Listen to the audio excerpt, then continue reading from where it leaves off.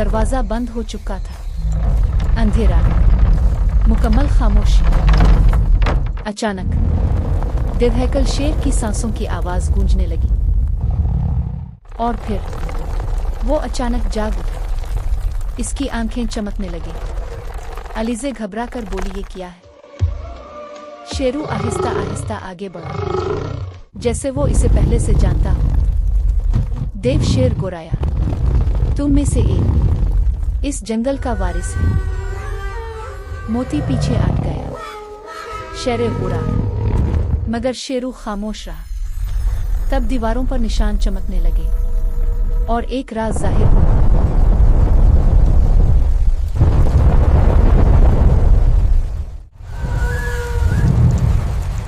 बारिश की रात, एक छोटा सा कुत्ता अकेला जंगल में।